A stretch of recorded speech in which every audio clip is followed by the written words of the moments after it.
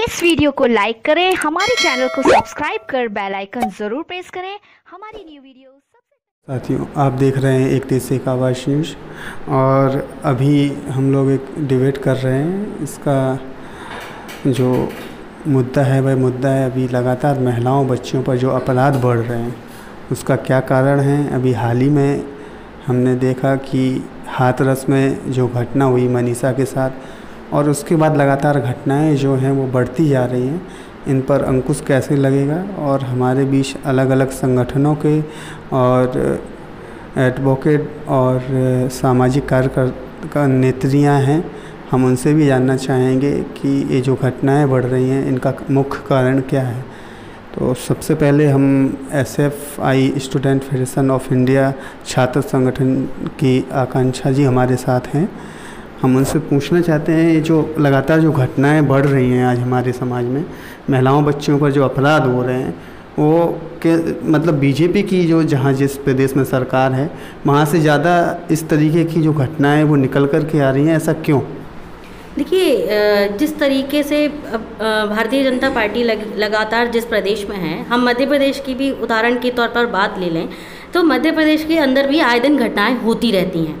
और आप देखिए कि ये सरकार का साफ साफ फेलियर है कि उनका जो काम है महिला सुरक्षा को लेके वो उस पर ध्यान नहीं दे रही है। वो अपने एजेंडों पर लगी हुई है, किस तरीके से वो निजीकरण और इन सब पर लगी हुई है, लेकिन जो मुख्य एजेंडा है हमारे देश की सुरक्षा का, चाहे वो हमारी बहनों की हो बेटियों की, उस पर कोई ध्यान नहीं दे रही है। उसका एक बड़ा कारण है कि ये उनके एजेंडे में शामिल ही नहीं है।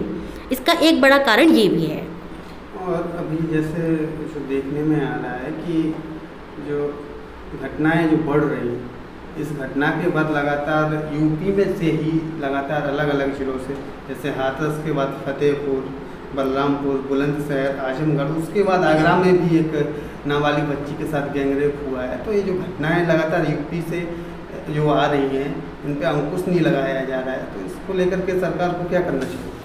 देखिए, पहली बात तो ये है कि ये जो राम राज्य की कल्पना जिस तरीके से चल रही है यूपी के अंदर भी, जिस तरीके से पूरे देश के अंदर एक मॉडल बनाने की कोशिश कर रहे हैं, पहली बात तो सरकार को इस मॉडल पर से अपने अगर उस मॉडल को भी बनाना चाहती है तो पहली बात तो ये कि वो महिलाओं के प्रति एक जो रवैया है, जो शिक्षा को लेकर भी होता है, उत्तर प्रदेश की सरकार को शिक्षा के साथ साथ वहाँ की जो पूरी स्थिति है उस पर भी ध्यान देना चाहिए। जिस तरीके से कहीं ना कहीं इस तरह की घटनाओं में सरकार का साफ साफ हाथ होता है। हम देख रहे हैं जिस तरीके से मनीषा केस के बारे में कि वो पुलिस एडमिनिस्ट्रेशन के थ्रू जिस तरीके से वहाँ उनके घर पर जाने नहीं दिया जा रहा है, कुछ काम उनका जो इन्वेस्टिगेशन है वो भी नहीं करने दिया जा रहा है। तो इसमें जो है सरकार को साफ साफ जिस तरीके से हस्तक्षेप करना चाहिए वो नहीं हो रहा है, बल्कि इस तरह को केस को और दबाने की बात की जा रही है।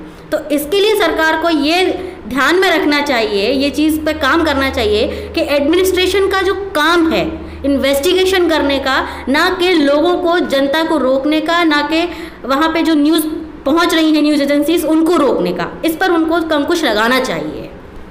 हमारे साथ महिला संगठन से प्रीति जी भी हैं, हम उनसे पूछना चाहते हैं अभी जो लगातार ये घटनाएं बढ़ रही हैं, हमने देखा कि निर्भया का जो केस हुआ उसके बाद लगातार समथिंग 7,000 प्लस केस अभी हमारे देश में हो चुके हैं इस तरीके की घटनाओं के, और ये जो घटनाएं रुकने का नाम नहीं ले रहे हैं। निर्भया के बाद भी बहुत से नियम बनाए गए, कानून बनाए गए, फास्ट ट्रैक कोर्ट में एक केस चलेंगे इस तरीके के, वो भी लागू हुआ, लेकिन कहीं ना कहीं ये घटनाएं रुकने का नाम नहीं ले रही हैं। तो कहीं ना कहीं जो अपराधी हैं उनके हौसले बुलंद क्यों हो रहे हैं इन घटनाओं को करने? देखिए, सरकार एक बहुत बड़ा नारा लेकर आई थी सत्ता में, बेटी बचाओ बेटी पढ़ाओ का, लेकिन हम लोग देख रहे हैं कि लगातार जब से बीजेपी सरकार केंद्र में आई है और उसके बाद जिन जिन राज्यों में हैं वहाँ घटनाएं ये बढ़ रही हैं। जो बलात्कार और यौन हिंसा की घटनाएं हैं वो लगातार बढ़ रही हैं, न केवल उत्तर प्रदेश में बल्कि मध्य प्रदेश के अंदर भी। अभी हमने ये मनीषा के बाद भी कुछ घटनाएं ऐसी हैं जैसे धार में, खरगोन में ये देखने में आई हैं। और इसके अलावा अभी हाल ही में नरसिंहपुर जगह है, वहाँ पर भी जो मध्य प्रदेश में ही आता है, गोटीटोरिया ऐसे कुछ जगह का नाम है, वहाँ अभी हाल ही में देखा गया है। इसमें जो हमारी कानून व्यवस्था है जो उसमें महिलाओं की सुनी ही नहीं जाती। एक महिलाओं के लिए, जैसे अभी आपने बताया कि निर्भया के बाद कानून बने हैं, सही बात है कि कानून बने हैं, लेकिन वो लागू कितना हो रहा है, ज़मीनी स्तर पे उसको लागू कितना किया जा रहा है। ये प्रशासन की कोशिश होनी चाहिए, सरकारों की कोशिश होनी चाहिए कि उसको लागू किया जाए। हम ये चाहते हैं कि जो वर्मा कमेटी बनी थी, जो उन्होंने सिफारिशें की थी, जिसमें महिला संगठनों की राय भी शामिल है, उन्होंने महिला संगठनों की रायों को अहमियत देते हुए वो कमेटी में प्रस्ताव रखा था, लेकिन उसको माना ही नहीं जा रहा है। हम चाहते हैं कि अगर किसी भी महिला के साथ इस तरीके की घटना होती है तो उसमें फास्ट ट्रैक कोर्ट में मामला चलाया जाना चाहिए। इवन अगर कोई व्यक्ति महिला का पीछा तक करता है तो उस पर भी कार्रवाई होना चाहिए यौन हिंसा के तहत। लेकिन हम देखते हैं कि इन सब ये चीज़ें तो जाती ही नहीं है थाने तक। अगर कोई लड़का किसी लड़की का पीछा कर रहा है या अलग तरीके के कमेंट कर रहा है तो ये मामला कितने लोग लेकर जाते हैं थाने में। ये इसको तो इस पितृसत्तात्मक समाज में इसको तो नज़रअंदाज ही कर दिया जाता है। लड़कियों को सिखाए, बहुत शर्म की बात है कि अभी बीजेपी सांसद का बयान आता है कि लड़कियों को संस्कारी बनाओ तो रेप की घटनाएं नहीं होंगी। आप सोच लीजिए कि उनकी मानसिकता क्या है। जहाँ जहाँ इनकी सरकारें हैं वहाँ इसलिए ये घटनाएं, जबकि जब जो मुखिया है प्रदेश के और जो उनके नुमाइंदे हैं, जो उनके सरकार में लोग हैं, सांसद हो, विधायक हो या अन्य लोग हैं, जब उनकी सोच ही ऐसी है तो हम न्याय की उम्मीद कैसे कर सकते हैं। अभी हाल ही में IPS जो थे पुरुषोत्तम शर्मा, उनके बारे में आप सब लोगों ने देखा होगा सोशल मीडिया के माध्यम से। आप ये सोचिए कि कानून का इतना बड़ा अधिकार, जब वो अपनी महिला के साथ, पत्नी के साथ इस तरीके का व्यवहार करते हैं, एक आम महिला न्याय की उम्मीद कहाँ लेकर जाएगी, कहाँ किससे न्याय की मांग करेगी, और उनकी खुद की मानसिकता क्या है। और इसका सबसे बड़ा जो रीज़न है जो हम समझ पा रहे हैं वो ये है कि अभी हमारी बहन ने कहा कि राम राज्य की बात, हम राम राज्य के बारे में जो हमने देखा है, सुना है, उसमें मालूम है कि सीता की क्या हालत कर दी थी। तो अगर वो उस तरीके का राम राज्य बनाना चाहते हैं तो हमें इस राम राज्य की बिल्कुल आवश्यकता नहीं है। हमें हमारे पुराने दिन लौटा दिए जाएं। हम सिर्फ इतना चाहते हैं कि जितना पुरुषों को अधिकार है उतना ही हम महिलाओं को अधिकार दे दिया जाए, बराबरी से जीने का। बस यही हम चाहते हैं और इसके लिए हम लोग काम कर रहे हैं। और ये जो घटना हुई है वो बेहद शर्मनाक घटना है, हमारा इस पे विरोध है। और इस तरीके की हम चाहते हैं कि सबसे पहले जो कानून बने हैं उसको सख्ती से लागू करवाने की लड़ाई लड़ी जानी चाहिए, क्योंकि सिर्फ कैंडल मार्च निकालने से और सिर्फ रैली और धरना प्रदर्शन करने से इन घटनाओं को नहीं रोका जा सकता। हमारा मानना ये है कि जो कानून बने हैं, चाहे वो विशाखा कानून हो या वर्मा कमेटी की सिफारिशें, इन चीज़ों को सख्ती से लागू करवाई जानी चाहिए। जो निर्भया का केस, दिल्ली में जैसे जो केस हुआ था निर्भया का, उस केस को जोड़ा गया था कि निर्भया जो है वो देश की बेटी है, लेकिन आज मनीषा को एक समुदाय से जोड़ा जा रहा है, दलित बेटी के नाम से मतलब उछाला जा रहा है। और जो प्रोटेस्ट भी हो रहे हैं, धरना प्रदर्शन हो रहे हैं या कैंडल मार्च हो रहे हैं, उसमें साफ साफ लिखा जा रहा है कि दलित बेटी। तो ये कहीं ना कहीं जो इस तरीके से जो किया जा रहा है, इसमें आपका क्या व्यू है? ये देखिए, ये जातिवादी मानसिकता है। हम सोचते हैं कि अगर किसी बहन के साथ, किसी बेटी के साथ इस तरीके की घटना होती है तो सिर्फ ये सोच के नहीं होती है कि वो फलानी जाति से है, क्योंकि अगर ऐसा होता तो जो ट्विंकल शर्मा थी और जो प्रियंका रेड्डी थी वो महिलाएं, और इस तरीके से बहुत सारी ऐसी महिलाएं हैं जो दलित समुदाय से नहीं आती हैं। देखिए, रेपिस्ट जो है वो धर्म देखकर, जाति देखकर नहीं करता है ना। उसके अलग अलग रीजन हो सकते हैं। अभी जैसे इस मामले में भी बताया जा रहा है कि उनका कोई पारिवारिक मामला। हमेशा हमारा कहना यह है कि औरत को ही क्यों टारगेट किया जा रहा है, और औरत को टारगेट किया जा रहा है, उसके बाद जो पीड़ित है उसको न्याय दिलाने की अपेक्षा जो हमारा पूरा प्रशासनिक अमला है और जो सरकार के लोग हैं वो भी पूरे मतलब अपराधियों को बचाने की जो कोशिश कर रहे हैं, वो बेहद इस लोकतंत्र में तो शर्मनाक बात है। और हम लोग इसका विरोध भी करते हैं, लगातार हम लोग विरोध भी कर रहे हैं। और हम लोग यही चाहते हैं कि इस तरीके की जब भी किसी बहन बेटी के साथ हो तो इसे जातिवाद से सिर्फ जोड़ के नहीं देखा जाना चाहिए। वो दोनों, चाहे मैं जो अभी मैंने नरसिंहपुर वाला जो मामला बताया उस मामले को भी देख लीजिए। अभी वो दोनों ही खेत में काम करके लौट रही थी। वो सबसे पहले वो एक महिला है, एक लड़की है, और उस तरीके से, उस नज़रिए से हमें सोचना होगा कि वो एक महिला है, ना कि जातिवादी नज़रिए से। हालांकि अगर इस तरीके से हम लोग भी सोचेंगे तो ये फिर वही है कि अगर किसी वाल्मीकि समाज की लड़की के साथ होता है तो वाल्मीकि लोग ही प्रोटेस्ट करें, अगर किसी सवर्ण के साथ होता है तो सवर्ण लोग इस तरीके से करें, जबकि निर्भया के मामले में ऐसा नहीं हुआ था। निर्भया का जो कांड हुआ था उसमें सभी लोगों ने, इस देश की पूरी जनता ने सड़कों पे उतरकर और उस बच्ची को न्याय दिलाने की लड़ाई लड़ी थी।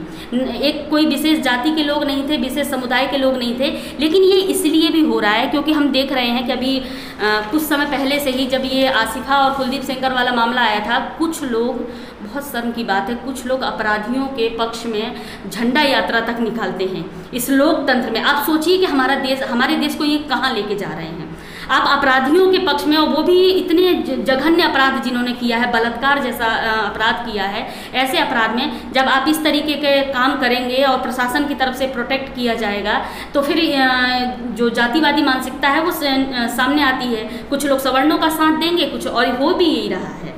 इस केस में भी अभी जैसे जो देखने में मिल रहा है कि 12 गांव के जो लोग हैं, वहाँ पंडित और समाज से जो लोग आते हैं, उन्होंने एक मीटिंग की है कि जो अपराधी हैं उनके बचाव पक्ष में जो मीटिंग की है, तो ये कहीं ना कहीं जातिवादी जो मानसिकता है, तो इस हिसाब से जो लोग प्रोटेस्ट कर रहे हैं और जो नाम दे रहे हैं दलित का, तो वो तो सही है।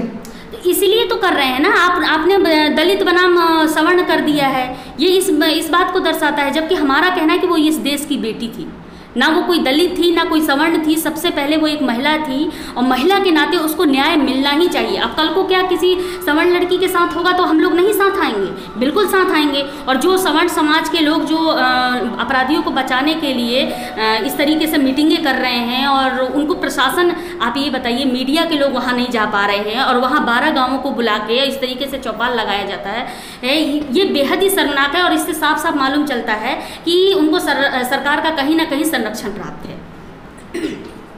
जैसे अभी जो आपने बात कही है कि मीडिया को भी नहीं जाने दिया जा रहा है, तो कहीं ना कहीं वहाँ का जो प्रशासन है उसको अभी निलंबित भी कर दिया है, डीएम को, एसपी को और संबंधित अधिकारियों को। तो क्या निलंबन से ही उस बेटी को, मनीषा को, क्या न्याय मिलना उचित है? देखिए, निलंबन कोई वो नहीं है कि आप निलंबित कर देंगे और उसके बाद वो जहाँ जाएंगे उसके बाद तो फिर वो उसके बाद भी आप देख ही रहे हैं कि घटनाएं हो ही रही हैं। हमारा कहना ये है कि जैसे मैंने शुरुआत में ही कहा कि जो हमारी कानून व्यवस्था है उसको दुरुस्त करने की पहल होनी चाहिए। और मुझे लगता है कि इस देश के अंदर जो भी संगठन काम कर रहे हैं, मुझे लगता है कि इस दुरुस्त करने के लिए हम लोगों को भी एक लड़ाई लड़नी चाहिए संयुक्त रूप से इन कानून व्यवस्थाओं को दुरुस्त करने के लिए। हमारे साथ ऑल इंडिया महिला सांस्कृतिक संगठन से रचना अग्रवाल जी हैं। हम उनसे भी जानना चाहते हैं कि ये जो घटनाएं समाज में लगातार बढ़ रही हैं इस तरीके की, और उनको रोकने के लिए सरकार को क्या कदम उठाने चाहिए? जी पुष्पन जी, जैसा कि मुझसे पहले भी यहाँ पर साथियों ने कहा है, ये इसमें से बहुत सारी बातें उन्होंने रखी हैं। इसमें साथ ही मैं जो और कुछ चीज़ें जोड़ना चाहती हूँ कि दरअसल टोटलिटी में अगर हम देखें हमारे समाज की स्थिति, अभी हाथरस की ये घटना जिस तरीके से सामने आई है उसकी भयावहता के साथ, ये घटनाएं लगातार बढ़ रही हैं। एक लंबा समय हो गया है जब से हम लगातार देख रहे हैं कि इन घटनाओं में तेज़ी से वृद्धि हुई है और इनकी भयावहता, बर्बरता भी लगातार बढ़ती जा रही है।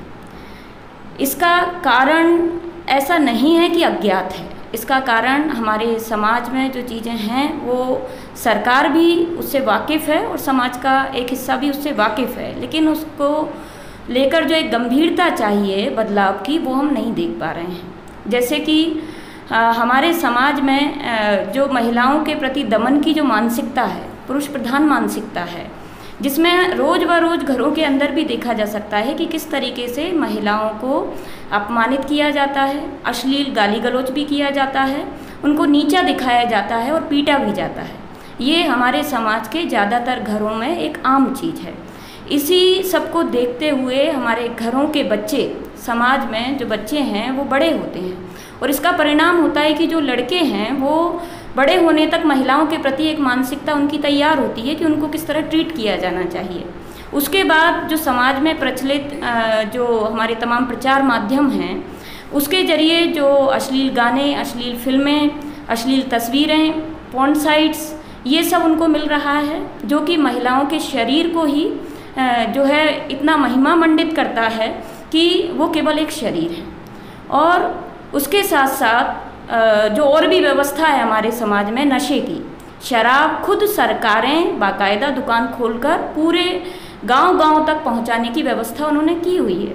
और महिलाओं के इतने आंदोलन चलाने के बावजूद, उनकी मांग करने के बावजूद सरकारें अपने कानों में रुई डालकर और बैठी हुई हैं और साथ में इनकार करती हैं कि वो ये बंद नहीं कर सकती हैं। उनको शराब की बिक्री करना बेहद ज़रूरी है सरकार चलाने के लिए, और वो उसको लगातार कैसे बढ़ाया जाए, कैसे रेवेन्यू ज़्यादा से ज़्यादा कलेक्ट किया जाए, इसके लिए प्लानिंग करते हैं।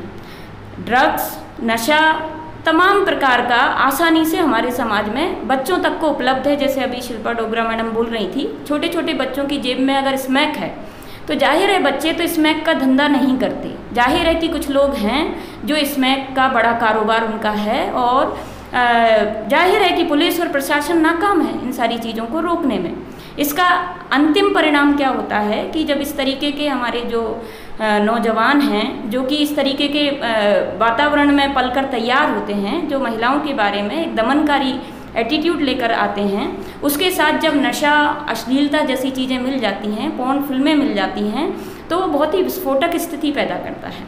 और इसके साथ साथ मतलब जो हम देखते हैं कि आज जो स्थिति है कि मतलब जिस तरीके की दकियानूसी, अंधविश्वासी मानसिकता वाली, अवैज्ञानिक सोच को बढ़ावा देने वाली विचारधारा को लेकर चलने वाली जो पार्टियां हैं, उनकी सरकारें हम देख रहे हैं कि जहाँ जहाँ पर हैं, जैसे उत्तर प्रदेश में भी जो स्थिति है कि भाजपा की सरकार है और योगी सरकार जिस तरीके का रवैया अख्तियार किए हुए है लंबे समय से, कुलदीप सेंगर वाले मामले में भी हमने देखा, बीजेपी के विधायक कुलदीप सेंगर, उनके द्वारा रेप किया गया, और तमाम सबूत होने के बावजूद जो है कुलदीप सेंगर को हर प्रकार से बचाने की कोशिश की गई। ये बहुत ही स्पष्ट दिखाई दिया। उसके पक्ष में रैलियां तक निकाली गईं। पूरे देश भर में अगर उसके खिलाफ आंदोलन ना चलता तो अंतिम रूप में भी कुलदीप सेंगर को सज़ा नहीं होती। जैसे उन्होंने चिन्मयानंद को बचा लिया जो खुद बीजेपी के राज्य मंत्री रहे, उसी तरह वो कुलदीप सेंगर को भी बचा लेते। तो एक पूरी परंपरा दिखाई देती है उत्तर प्रदेश में, योगी सरकार के राज्य में भी और अन्य मामलों में भी हमने देखा है, जैसे कि आसिफा के साथ भी हुआ। तो अपराधियों को, दुष्कर्मियों को राजनीतिक संरक्षण देना, ये जो है ख़ास तौर से भाजपा के राज्य में भी दिखाई दे रहा है बड़े पैमाने पर योगी सरकार में। तो ये जाहिर है बेहद गलत है, और आप फिर ऐसी स्थिति में किससे उम्मीद करेंगे? राज्य सरकार, पुलिस प्रशासन जो 8 दिन बाद FIR दर्ज करता है, वो बच्ची जिसकी मतलब जो हालत हाथरस की घटना में जो बताई गई है कि उसकी रीढ़ की हड्डी टूटी हुई, उसकी गर्दन की हड्डी टूटी हुई, उसकी बॉडी में कई जगह फ्रैक्चर है, वो लड़की मरने के पहले खुद अपना वीडियो में ये बोलकर गई है कि उसके साथ गैंगरेप हुआ है, उसकी जीभ काटी गई है। और आज इन दोनों चीज़ों से ये प्रशासन इनकार कर रहा है, हाथरस के जो अधिकारी हैं वो इनकार कर रहे हैं, और सबूत मिटाने के लिए ही हम यही कहेंगे, यही सच्चाई है, क्योंकि इसके अलावा क्या चीज़ हो सकती है कि क्यों आधी रात को 1 बजे जो है लड़की का शव लेकर जो है गांव में ले जाकर उसको जला दिया जाता है उसकी परिवार की इच्छा के विरुद्ध। तो ये जो उसकी माँ रो रो कर चीख चीख कर बोल रही है कि हम चाहते थे कि हमारी लड़की को घर में लाएं, आखिरी बार तो अब थोड़ी आएगी दोबारा, तो उसको नहला धुलाकर उसको हम जो हमारी परंपरा है उसके अनुसार हम घर से विदा करें, कम से कम अब तो वो नहीं आएगी दोबारा। तो पुलिस ने ऐसा करने की भी उन्हें इजाज़त नहीं दी, और घर वालों को बंद करके, जैसा कि तमाम मीडिया ने दिखाया है कि पुलिस वालों ने ही जो है बच्ची को जला दिया। तो आखिर इतनी जल्दबाजी क्यों? सुबह होने का इंतज़ार भी क्यों नहीं किया जा सका? और क्यों ऐसा किया गया? ये तो कानून के अंतर्गत भी नहीं है कि आप परिवार की इच्छा के विरुद्ध परिवार ही उसको जो है अंतिम संस्कार करता। पुलिस को करने की क्या ज़रूरत थी? वो अनाथ नहीं थी। तो ये जो सारे सवाल हैं ये दिखाते हैं कि सबूतों को मिटाया गया है। आज मेडिकल रिपोर्ट जो है वो के जरिए वो कह रहे हैं कि गैंगरेप नहीं हुआ। अब इसमें दोबारा जांच की ज़रूरत है, तो बॉडी को नष्ट कर दिया गया है। साफ तौर पर दिख रहा है कि इसमें प्रशासन, सरकार, जाहिर है कि जो SP हैं, अधिकारी हैं, वो बिना सरकार के इशारे पर ये सब इतने बड़े बड़े कदम नहीं उठा सकते। 16 दिन बाद जब सारे काम कंप्लीट हो गए, उसके बाद जब पूरे देश में आंदोलन चल रहा है, पुरजोर तरीके से लोग लड़ रहे हैं, जूझ रहे हैं, तब सरकार उनको बर्खास्त करती है, अधिकारियों को। तो ये औपचारिकता है, खाना पूर्ति है, और ये भी जो किया गया है वो जन आंदोलन के दबाव में है। नहीं तो सरकार उतना भी नहीं करना चाहती, और वो तानाशाही पूर्ण ढंग से जिस तरह से पूरा रवैया अख्तियार किए हुए कि हाथरस की नाकेबंदी करके उसके परिवार के लोगों को भी मिलने के लिए जो है मीडिया को, वकीलों को जद्दोजहद करना पड़ रहा है। मतलब ये हमारा देश जो दुनिया का सबसे बड़ा लोकतंत्र है, उसमें आज ये हालात हैं। तो मैं यही कहना चाहती हूँ कि दरअसल इन सरकारों से तो बहुत उम्मीद नहीं की जा सकती। हमें जो सोचते हैं कि जनता को ही ऐसे डेमोक्रेटिक आंदोलन खड़े करने की ज़रूरत है कि हम सरकारों को मजबूर कर सकें, क्योंकि न्यायपालिकाएं भी दामिनी के मामले में हमने देखा 7 वर्ष लग गए उनको सज़ा सुनाने में। तो हम क्या उम्मीद करें? हम इस मामले में भी ये चाहते हैं, और ये जन आंदोलन के द्वारा ही संभव है कि फास्ट ट्रैक कोर्ट के जरिए इस मामले की सुनवाई हो, शीघ्र न्याय हो, और इसमें जो सबूत मिटाने की कोशिश की गई है इसको ध्यान में रखते हुए जो बच्ची है उसका जो लास्ट बयान है उसी को सबूत माना जाए। वही सबूत है, उसने मरने के पहले वो बयान दिया है, और जिस तरह से उसकी बॉडी जलाई गई है, सारी चीज़ें संदेह के घेरे में हैं। पुलिस का रोल और योगी सरकार का रोल निश्चित रूप से। तो इसलिए जो है ये किया जाना चाहिए कि उसके बयान को सबूत मानकर जो है अपराधियों को दंडित किया जाना चाहिए। जस्टिस वर्मा कमीशन 18 सिफारिशें दी थी उन्होंने निर्भया के टाइम पर जब कमीशन बैठाया गया था। उन 18 सिफारिशों में से मुश्किल से 2-4 सिफारिशें सरकार ने लागू की और बाकी सिफारिशों को नज़रअंदाज कर दिया। उसमें एक सिफारिश ये भी थी कि अगर मामला रेप और बर्बरता के जरिए बॉडी डिस्ट्रॉय करने का है तो उसमें फांसी भी दी जा सकती है। तो उदाहरणमूलक सज़ा इस मामले में भी दी जानी चाहिए, ताकि कम से कम आगे जो है अपराधी खौफ खाएं, जो कि सरकारें आमतौर पर न्यायपालिकाएं उदाहरण पेश नहीं कर रही हैं। पर ये अगर होगा तो ये जनता के दबाव में ही होगा, आंदोलन के दबाव में होगा, और हम इसकी मांग करते हैं। जैसे निर्भया केस में मुलायम सिंह ने जो बयान दिया था कि लड़के हैं और इस तरीके की गलतियां हो जाती हैं, उस बयान पर मुलायम सिंह को अपना जो सरकार थी उससे हाथ धोना पड़ा था। और सबसे ज़्यादा अगर इस बयान को उछाला गया वो हिंदूवादी जो संगठन थे उनके द्वारा इस बयान को उछाल करके मुलायम सिंह को घेरे में लिया गया। और आज जो ये केस हुआ है मनीषा का, कहीं ना कहीं हम देख रहे हैं कि हिंदूवादी जितने भी संगठन हैं वो नदारद हैं। ऐसा क्यों? इसका जवाब तो वो लोग ही दे सकते हैं, बाकी हम जो समझते हैं उस हिसाब से मैं आपको बता सकती हूँ कि दरअसल आप और हम इस बात के गवाह हैं। इस सोसाइटी में जो पॉलिटिकल पार्टीज़ हैं और जो चाहे वो हिंदूवाद की बात करती हों, चाहे वो दलित की बात करती हों, या वो मुस्लिमों की बात करें, जो कट्टरपंथी संगठन और पार्टियां हैं जो एक एक धर्म विशेष या जाति विशेष को लेकर अपना वोट बैंक तैयार करते हैं, वो केवल अपना संकीर्ण हित सामने रखकर ही आंदोलन करते हैं और मांग उठाते हैं। इसलिए वो अगर किसी महिला पर अपराध का भी विरोध करेंगे तो वो ये देखकर करेंगे कि वो किस जाति धर्म की है। उनका जो कमिटमेंट होना चाहिए समाज की हर बहन बेटी की रक्षा के लिए, या उसको जो है डेमोक्रेटिक ढंग से जो देखना चाहिए समस्या को, उस तरह का रवैया उनका नहीं है, क्योंकि वो खुद अनडेमोक्रेटिक संगठन है। उनके अंदर लोकतांत्रिक सोच नहीं है, वो खुद जातिवादी, धार्मिक विद्वेष वाली और लैंगिक दमन वाली मानसिकता से पीड़ित हैं। इसलिए उनसे ये उम्मीद नहीं की जा सकती, वो वही करेंगे जो अभी तक करते आए हैं। हमारे साथ सामाजिक कार्यकर्ता एडवोकेट शिल्पा डोगरे जी भी हैं। हम उनसे जानना चाहेंगे कि ऐसी घटनाएं जो हो रही हैं इन पर अंकुश लगाने के लिए और जो न्याय प्रक्रिया है उसमें क्या क्या प्रावधान है, क्या क्या आर्टिकल हैं, उसके बारे में भी आप हमें थोड़ा बताइएगा।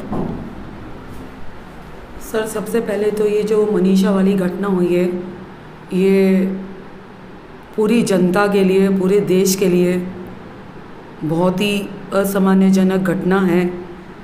जब हमारे यहाँ दामिनी वाला केस हुआ था और उसका जब डिसीजन हुआ था 8 साल बाद, तो कहीं ना कहीं हमारी न्यायपालिका में अभी भी वो जस्टिस देने की प्रक्रिया नहीं अपनाई गई है जो तुरंत होनी चाहिए। जब रात को 2:30 बजे वो उस बॉडी को जलाने का आदेश ऊपर से आ सकता है, क्यों रात को 2:30 बजे कोर्ट खोल के उस व्यक्ति को, उस महिला को न्याय क्यों नहीं दिया गया। मैं सरकार से ये जानना चाहती हूँ, चाहे वो मोदी सरकार हो, चाहे वो कांग्रेस सरकार हो, मैं किसी सरकार पे अंकुश नहीं लगाती। हमारी जब 370 देश से हटाई गई तब भी तो मोदी सरकार ने कुछ नियम कानून बनाया और उसको हटाया गया। तो फिर क्यों ये बच्चियों के साथ, महिलाओं के साथ जो घटनाएं लगातार हो रही हैं, उस कानून को हम क्यों नहीं बदल सकते। हमारे बाहर का कानून जब हमारे इंडिया के बाहर जब कोई व्यक्ति ऐसी घटना कारित करता है तो उनका नियम यह है कि उस व्यक्ति को सूली पे बाहर आम जनता को हवाले कर दिया जाता है, उसको लटका दिया जाता है, फिर वो जो जनता सज़ा देती है वो मान्य होती है। वो हमारे इंडिया में क्यों नहीं होता। हमारे इंडिया में सबसे ज़्यादा अपराध इसी कारण बढ़ रहा है क्योंकि वो जिस तरीके से हमें न्याय मिलना चाहिए वो न्याय हमें नहीं मिलता। 376 का प्रावधान हमारा ये कहता है कि जब ये घटना कारित हुई है तो उसकी तुरंत FIR हो और तुरंत उसकी जांच की जाए। लेकिन जब ये घटना, ये मनीषा वाली जब कारित हुई तो उसकी घटना की FIR भी लेट हुई और उसकी जांच भी लेट हुई। और आज स्टेटमेंट FB पे और सरकार के ये आते हैं कि वो बच्ची ने वो घटना वो नहीं थी जो उन्हें बताया, उसकी कोई जीभ नहीं कटी थी, उसके साथ ऐसा नहीं होता। उसके जो पेरेंट्स हैं वो है ना खुद बयान नहीं देना चाहते। ऐसा कुछ नहीं है कि वो बयान नहीं देना चाहते। सरकार, पुलिस को सरकार द्वारा रोक दिया गया है और पुलिस पे रोक ऐसी लगा दी गई है कि कोई भी वकील, कोई भी आम जनता उसके परिवार से मिल नहीं सकता। ऐसा क्यों? उनका कहना यह है, कल मैं देख रही थी एक इंटरव्यू, तो जब वो एक व्यक्ति उससे मिलने आ रहा था, उनके परिवार वाले से, उनका कोई रिश्तेदार था, तो उनने रोक दिया कि हमें ऊपर से आदेश है कि आपको मिलने नहीं दिया जाए और जब तक हमारे को ऊपर का आदेश रहेगा हमें मिलने नहीं दिया जाएगा।